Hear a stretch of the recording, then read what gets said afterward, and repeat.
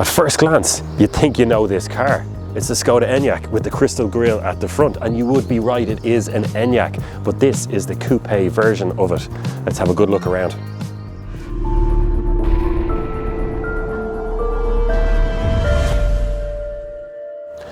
The Enyaq is from good stock from the Skoda family. Indeed, the standard Skoda Enyaq won Best Family EV at last year's AA Ireland Car Awards.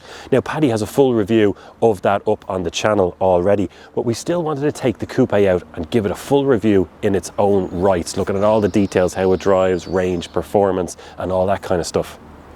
Take a moment, enjoy the calm. You could be stuck on the N7 with two teething toddlers. But we don't do stress at the AA.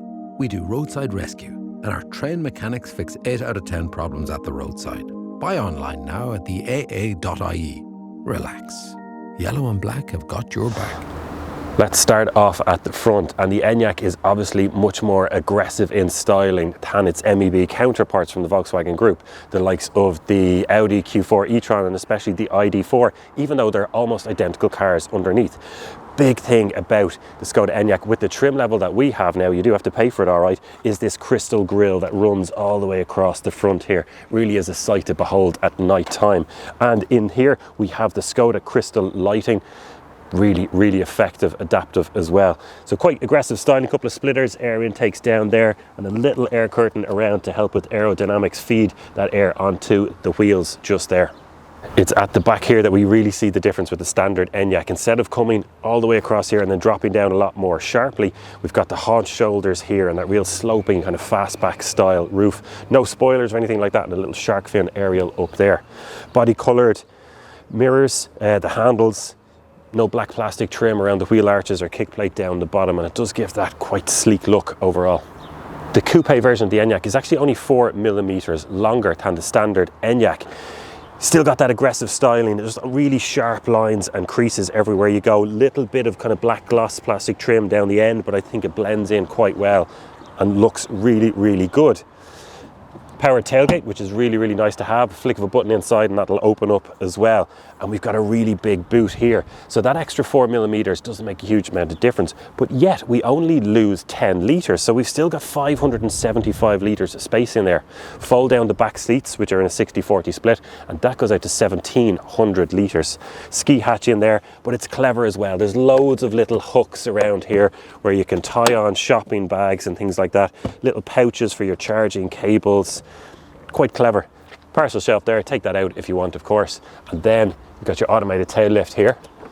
Close it down or press it again to pause it, which is great if you're in a kind of a small car park or something like that and you don't want the boot to go all the way up and bang the roof. Now that we're out in the Enyaq, and that sense of solidity as you sit into the cabin for the first time and you start touching the steering wheel and the buttons, and you get a sense of quality, and that follows through as you drive it for me. I like the weight in the steering wheel. There's good noise and sound insulation, good wind noise insulation. I like the way the suspension is set up as well. So the dampeners do a really good job of just taking the sting out of those ramps that you get in housing estates, those tiny little bumps and undulations in the road. Yet when you're going around a corner at a little bit of speed, when you're trying to have a bit of fun with it, it'll hold. Look, it's a big 2-ton SUV, so you're not going to be rallying it around, but it still does feel solid enough in the corners. Interior space is a real strength of the Enyaq. Kind of makes sense with the fact that it won the Best Family EV at the AA Ireland Car Awards. So let's talk about that kind of space. So I have this seating position set up for me. Now, for a bit of context, I'm 6'2", so 1.88 meters or thereabouts. Head height is huge, all the way up to the panoramic roof, which lets in loads of light, makes it really open and airy. Spec that we have here today, we've got 6-way adjustable seats, so lumbar support as well as up and down, and 3 set positions that you can put it into. The fact that we don't have that transmission tunnel down there gives us loads of space underneath just here. Cup holders in the door, really is lots going on here. Let's jump in the back now and see how it compares there. Passengers in the rear will be very happy as well. Plenty of space. Now, reminder, this is set up for 2 people at 6'2", and I've still got a good bit of space there. In terms of head height, yeah, even if I put my head all the way back, I'm not touching the roof, and there's about that much space up to the panoramic roof. Flat floor across the back, which is great, so that central passenger will be a little bit happier. We've got lots of nice little pockets, good cup holders, electric windows, this great shade here. If you've got a baby in the car, you want them to sleep. 2 Isofix here in the back, plus 1 in the front if you need it as well. This is tri-zone climate, so I can turn on individual heated seats here in the back, control the temperature, 2 USB-Cs down there, and then this little armrest just there with a pop-out cup holders, nice comfortable to lean on, and the materials that they used up front carry all the way back here as well, so there's a really nice finish on it for rear passengers also. This is just really, really nice. Another thing that I like about the Enyaq Coupe, now we have one of the fairly fancy optional extras, costs a good bit of money, but we do get the adaptive cruise control in it, which is controlled by the stalk down here, and I really do like it.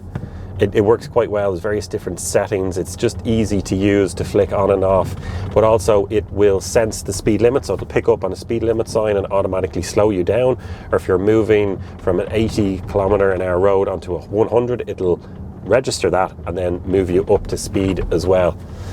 The lane keep assist is there. It's a nice feature to have. It doesn't go as far as some other cars do, where it will actually steer for you, but you know what, it's a good system and I do like it. This is where we charge up the Skoda Enyaq. Now, personally, I love to see charge points on the front, center, easy for everybody, but most cars do their own thing anyway. We have Type 2 on the top there. That can go up to 11 kilowatts on AC, which is pretty good. There's very few cars out there that can actually beat that.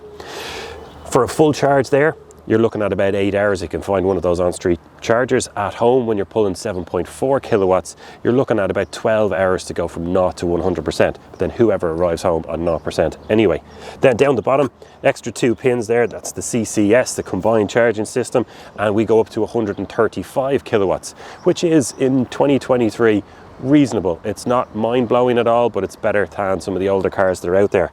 Having said that, some of the VW Group products on this same platform are hitting higher speeds, and I wonder, with a little update or soon enough, will we see that charge speed going up. I think Skoda have done an excellent job on the interior of both the standard Enyaq and this, the coupe version, which are almost identical cars. The materials they've used are really, really good. Now granted, we spent a bit of money. Well, we haven't spent it. The press car that we've been given has had some extras and some options put on. But I love the materials. It runs all the way through the seat, lovely stitching across the dash, on the center console, right around the back of the steering wheel here, and onto the doors. And everything that you touch, everything that you interact with, it's nice quality materials and it's sturdy as well. No creaks or rattles, cheap plastics. It feels like it'll stand the test of time. Now, what do we have? So a few buttons on the steering wheel, a couple of rotary knobs just there, and some access to the kind of things that you'd want, be it volume or your cruise control and things like that, which is done on the little stalk just here. Then your indicators and your windshield wipers and stuff like that. That's relatively standard. Flappy paddles there for changing between regen. Talk about that more when we're driving. Driver's binnacle just behind here. It's relatively basic and small, but that's a good thing for me. You can easily see it all through the steering wheel, no matter how you position the steering wheel, and you can't say that about every car. Rake and reach just there. Heads up display behind, which is really, really good. It works very well. It shows you your speed limits, directions, what you have your cruise control set to, and so on. Party piece just here is this big 13-inch infotainment screen that has everything on it. You control pretty much everything in the car from there. Now MEB, the MEB platform that this car is based on, so also the Volkswagen ID4 and so on, has been criticized in the past for being a little bit laggy, not being particularly intuitive. You get used to it, you really do. After a little bit of time, you just fall into it and you just know how things work. Is it perfect? No. Is it still a little bit laggy? Yes. For some reason, Skoda missed out on all the criticism. That all went to the ID range. But for me, yeah, I've gotten over it. All those little frustrations I had at the start, I'm kind of getting over now. A few shortcuts down here. So access your climate control, the driving mode, whether you want sport or not, your demisters and things like that. A couple of cup holders, cubby holes, plenty of space under here as well. We don't have that drive shaft just there. This is an all electric version. Wireless phone charger, 2 USB-C sticks, electric seats. If you spend an extra few quid, we don't have them in this version, but if you go for the max pack that costs about 11,000 euros, you get massage seats as well. They're heated and ventilated. And another thing that you might notice as well is quite even light in this video. That's not because of some fancy editing trick. It's this panoramic roof that goes from just about here in front of my head all the way back to the roundabout where the rear passenger's head would be. Lets in loads of light, just makes it feel a lot more open and airy. And overall, this is really good. Now we have the advanced pack, which costs €8,700. You could get the cheaper plus pack at €6,100, or the very basic clever pack at €3,500. And that's one of those things with Skoda. Once you start getting on the options list, that price creeps up. So 51 sounds like a good start, but the one that we're in here today costs just over 72,000.